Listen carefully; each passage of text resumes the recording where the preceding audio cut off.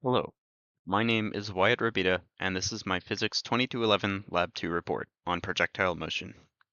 This lab observes an object in projectile motion, where forces like drag and gravity have an effect.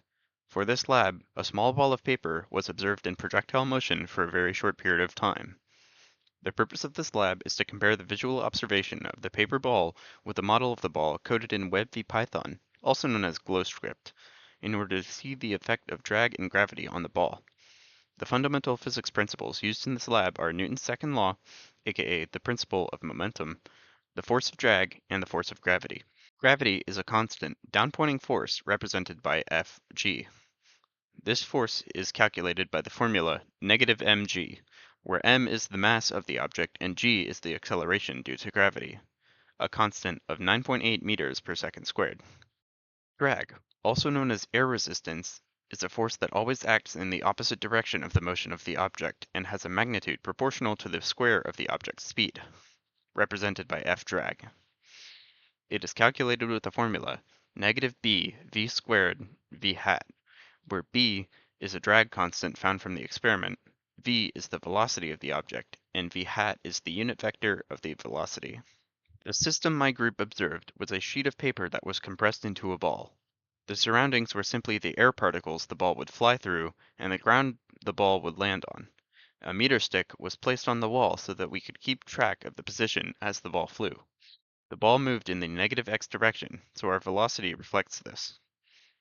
In the tracker program, the position of the paper ball was tracked over each frame, shown by the red diamonds. The axis was set so that the x and y intercepts were the start and finish of the tracking. The ball's initial position is represented by the vector 0, 0.567, 0 meters. This is a graph produced by the tracker program of the x-coordinate and y-coordinate of the object over each frame, represented by the red squares.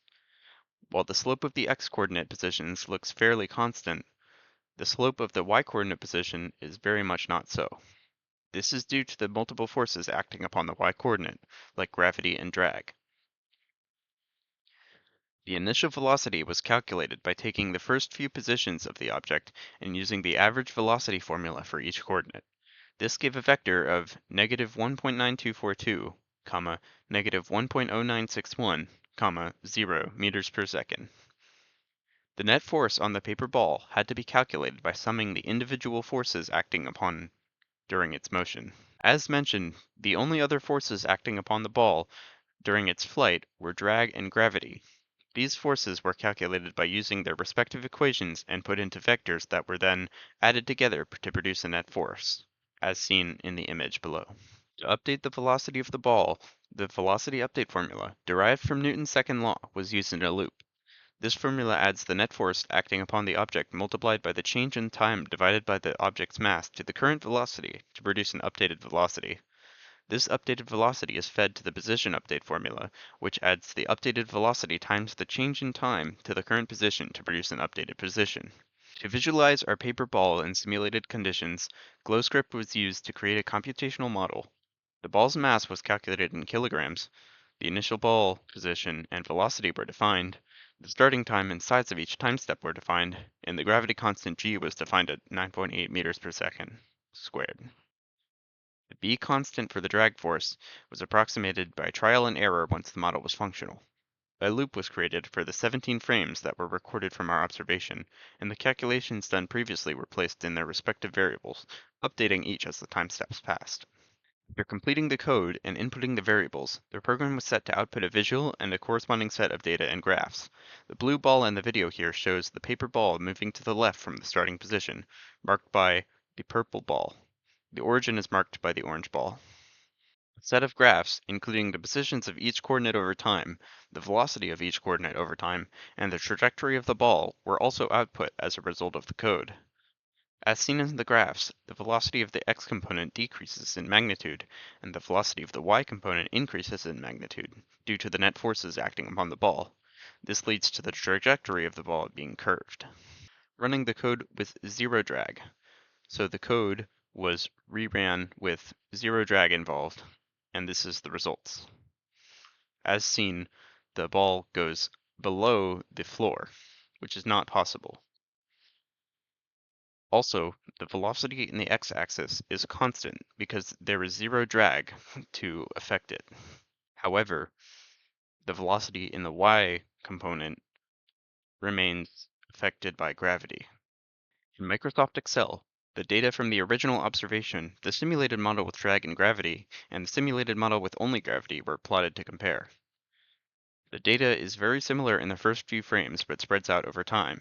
The trajectories of observed and model both should be similar, but they differ in different ways, meaning there was a source of error. What about error? One possible source of error could have been the position of the camera recording the object. The perspective of a camera is not fully flat, meaning the ends of the recording could appear stretched and throw off the observed position of the object. The object was also very blurred when rewatching the video frame by frame in Tracker, which may have caused the positions plotted in Tracker to be inaccurate. There may have been small particle forces in play as well that led to the differences between the model and observed positions. What does it mean question? Terminal velocity is when a free-falling object experiences zero net force, which means the air resistance and gravity forces are equal and opposite. This may only happen when a body is falling straight down because drag includes an x component and a y component, while gravity only includes a y component. None of our models predict terminal velocity, but an experiment with dropping the object for a longer time could help make this prediction. What if question? If the object was initially thrown straight up with the same speed, it would take the same amount of time to reach the ground, assuming the same starting point. The directionality in the x component does not matter when the gravity and drag in the y component retain the same magnitudes. Therefore, the calculations performed to obtain the net force in the y direction remain the same. This concludes my lab report.